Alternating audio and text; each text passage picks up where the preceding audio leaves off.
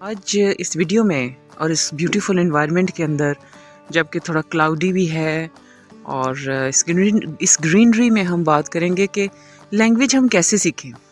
انگریزی زبان سیکھنا اکثر سکھانے والوں کے لیے بھی اور سیکھنے والوں کے لیے بھی ایک بڑی چیلنجنگ چیز بنی ہوتی ہے. تو آج ہم دیکھیں گے کہ ہم اپنے بچوں کو کیسے پڑھائیں، کیسے سکھائیں.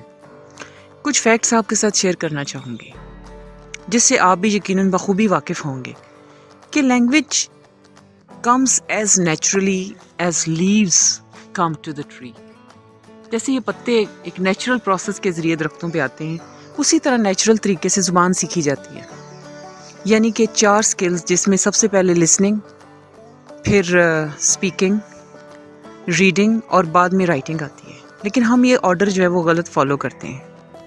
تو ہمیں ان ساری سکلز کو تھوڑا تھوڑا سیکھنا ہے تاکہ ہم اچھا لکھنے کے قابل ہوں، جو کہ ہمارا ایگزامینیشن سسٹم ہے. اور دوسری اہم بات یہ ہے کہ لینگویج ایک کلاس روم کے within 4 walls of a class room نہیں سیکھی جاتی، بلکہ اس کے لیے ہمیں اوپن انوائرمنٹ اور ڈے ٹو ڈے لائف کو یوز کرنا چاہیے، ورنہ اس بند دروازے کی طرح بچے کے ذہن بھی بند ہو جاتے ہیں. تو آپ نے اگر بچے کو لکھنا سکھانا ہے، اسے ڈسکرپٹیو رائٹنگ کروانی ہے، تو اس کو پارک میں ایکچولی لے جائیے اور اسے بتائیے کہ there is a park near my house, یا there is a park and it has beautiful green trees. یہاں پہ بیوٹیفل اور گرین 2 ایجیکٹیوز ہیں. تو ایجیکٹیوز کا یوز بھی آپ سکھا سکتے ہیں، پارٹس آف اسپیچ سکھائیں، لیکن کوئی مٹیریل چیز یا کوئی day to day life examples کے ساتھ سکھائیں تاکہ وہ بچے کی میموری کا حصہ بنے. ہم ایک رٹے رٹائے طریقے سے سکھا رہے ہوتے ہیں. اور آئیے پارک کی سیر کریں. It is covered with beautiful grass. There is beautiful grass and lush green trees. And what do kids normally do in the park? We play in the park. We play football or we play basketball. جیسا کہ you can see the basketball court here. کچھ بھی ہو سکتا ہے، کوئی بھی چیز جو آپ کو اٹریکٹ کرتی ہے. Actually, you talk to the students. If you are describing a tree, you can say, it's a beautiful tree and it has beautiful green leaves.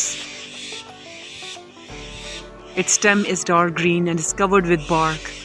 And the bark is rough, It is hard. تو یہ texture کا concept آپ دے رہے ہیں کہ its bark is hard and it is dark green. Here hard and dark green are the adjectives. اگر آپ weather کو ڈسکرائب کر رہے ہیں تو you can say it's very cold today, جیسا کہ آج کل موسم ہے, and cold wind is blowing, اور ایکچولی وہ ایکسپیرئنس کرے گا. and people are wearing warm clothes. وہ اپنے آس پاس لوگوں کو دیکھے گا اور وہ ان کے ڈریس کے بارے میں بات کرے گا. انفارچونیٹلی کریٹیو چیزوں کو بھی ہم نے بہت زیادہ رٹے پہ بیس کر دیا ہے، جس کی وجہ سے ہمارے بچوں کے سوچنے سمجھنے کی صلاحیت جو ہے وہ ختم ہو چکی ہے. And I can hear the chirping of the birds. تو ڈسکرپٹیو رائٹنگ کے اندر جو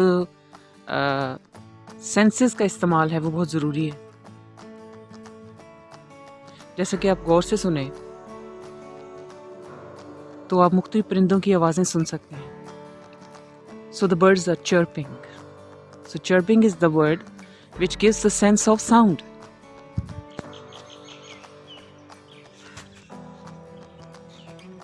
دیکھا چڑیوں کی آواز آ رہی ہے. And then you look at the sky. The sky is overcast with clouds. It's a cloudy day. It's a cloudy day. There is no sun. So these are all the descriptive things you can teach your kid. یہ دیکھیں، جب ہم dry leaves کے اوپر چلتے ہیں تو ایک رسلنگ ساؤنڈ آتی ہے. اگر کسی نے سلک کا ڈریس پہنا ہوا ہے تو اس کی بھی ایک رسلنگ ساؤنڈ ہوگی. See, this is the rustling sound of leaves. اور چونکہ it rained last night, چونکہ رات بارش ہوئی ہے, you can say The ground is wet and muddy, and the dry leaves have become damp, wet. تو یہ اس طرح کے ورڈز wet, damp, muddy یہ سارے ایڈجیکٹیوز ہیں جو آپ سکھا سکتے ہیں. ایک چھوٹا بچہ جب چلتا ہے تو وہ گویا یہ کہہ رہا ہوتا ہے step by step I discover the word. So اسی طرح علم کا حاصل حصول بھی اسی طرح ہی ہونا چاہیے. اب ہم آسمان کی طرف اگر دیکھیں سے پارک کا یہ جو پارٹ ہے یہاں پہ ہم دیکھ رہے ہیں there are 2 trees and these trees have bare branches یعنی کہ لیوز جو ہیں وہ بہت ہی کم ہے نہ ہونے کے برابر ہے. سو the trees have bare branches.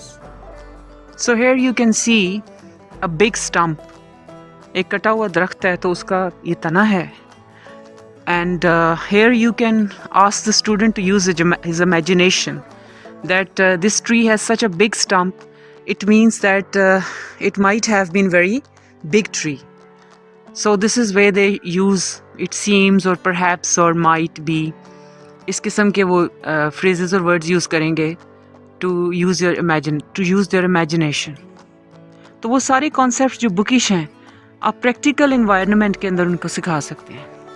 So here you can see it's a damp place, تھوڑی wet place ہے تو here they can see it's covered with moss, green moss یا کائی. And bricks are also damp and muddy. And this is a creeper. It has small leaves and it has climbed on the wall. And it has climbed very high. So these are the concepts which they can learn practically. And at the bottom of this stump or at the foot of this stump, we can see there are small herbs, small plants you can see here. And we can see a bench in the park which is painted green and brown. And the bushes are finely trimmed. ان کی can't چانٹ جو ہے جھاڑیوں کی بہت اچھی ہوئی ہے. And in the background we can hear the sound of an aeroplane. So these are the sounds which we can hear in our environment. And here you can see it's a big shady tree and it has broad leaves. So you can give the concept of broad and narrow to your kids.